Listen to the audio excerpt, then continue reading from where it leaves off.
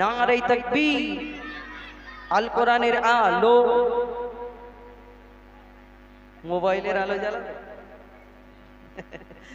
মোবাইলের আলো জ্বালাবে, free fire এসব নেটওয়ার্ক তো এখন 5G, তাই তো? যাই হোক, আর ডিস্টার্ব করবো না, তোমরা শোনো মন দিয়ে।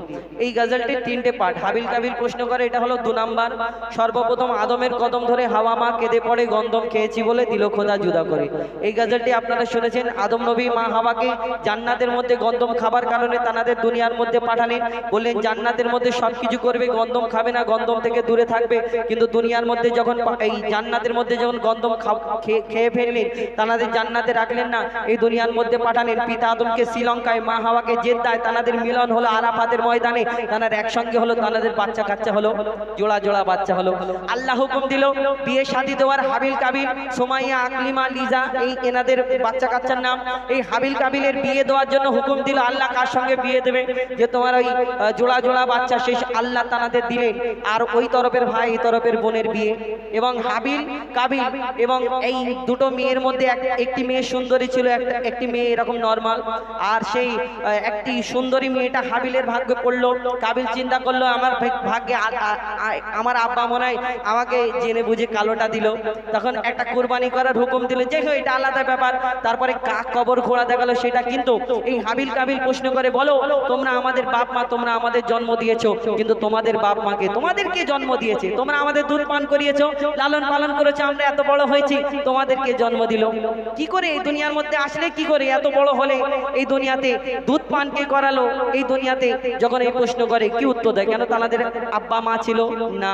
পিতা আদম আর মা হাওয়া দুনিয়াতে প্রথম কি উত্তর দেয়? কবি ছন্দের মাধ্যমে অতি মূল্যবান কথায় লিখছে, দেখুন। হাবিল কাবিল প্রশ্ন করে হাওয়া আদমকে, তোমরা মোদের বাপ মা, তোমাদের মা বাপকে।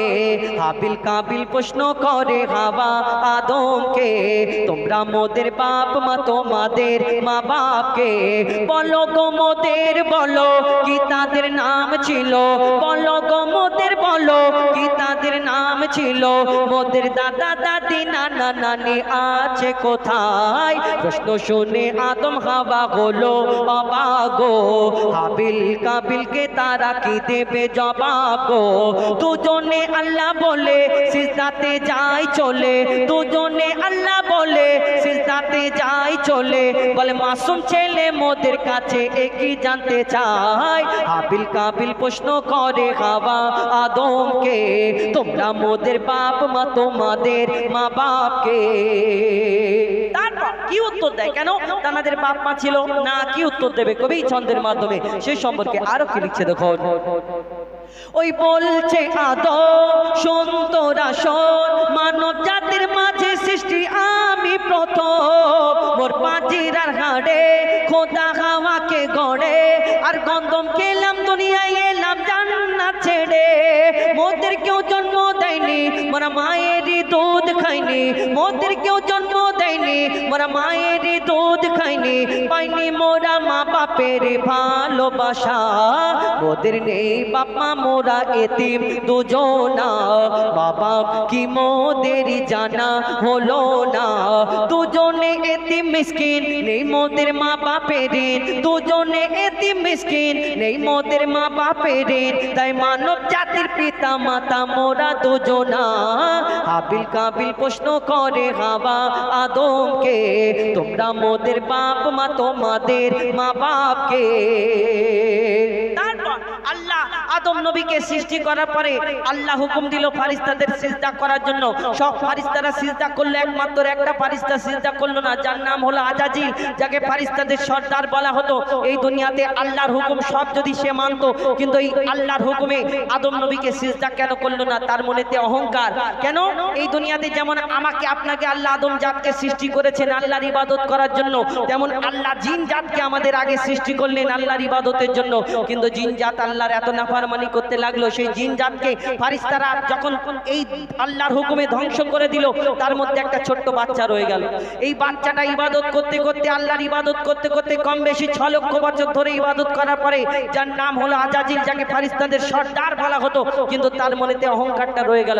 আমি জিন জাত, আমি আগুনের সৃষ্টি, আমি মাটির আদমকে, মাটির পুতুলকে সিজদা কেমন করে করতে পারি? এই অহংকার তার এই দুনিয়াতে তার জন্য কাল হয়ে গেল। আর সেই ফারিস্তাদের সর্দার রইল না। তার মনেতে কি ব্যথা, কি বলে কবি ছন্দের মাধ্যমে সেই সম্পর্কে আরো কি লিখছে দেখুন। নিয়ে কাদা মাটি ধুল খোদা গড়লো পুতুল, নিয়ে কাদা মাটি ধুল খোদা গড়লো পুতুল, সে পুতুলে দিল নূরে মুহাম্মদ রাসূল। পুতুল নড়ে চড়ে আবার সিজদা করে, সারা কায়নাতের জ্ঞান খোদা দিল যে তারে।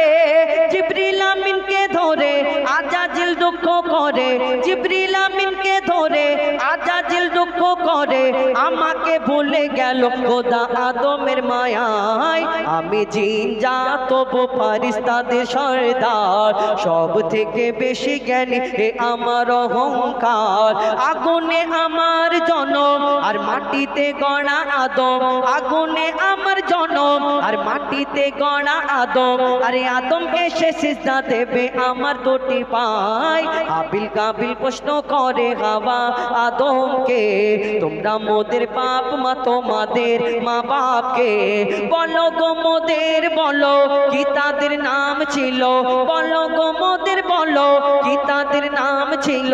মোদের দাদা দাদি নানা নানি আছে কোথায়? হাবিল কাবিল প্রশ্ন করে হাওয়া আদমকে, তোমরা মোদের বাপ মা, তোমাদের মা বাপকে। হাবিল কাবিল প্রশ্ন করে হাওয়া আদমকে, তোমরা মোদের বাপ মা, তোমাদের মা বাপকে। শুনে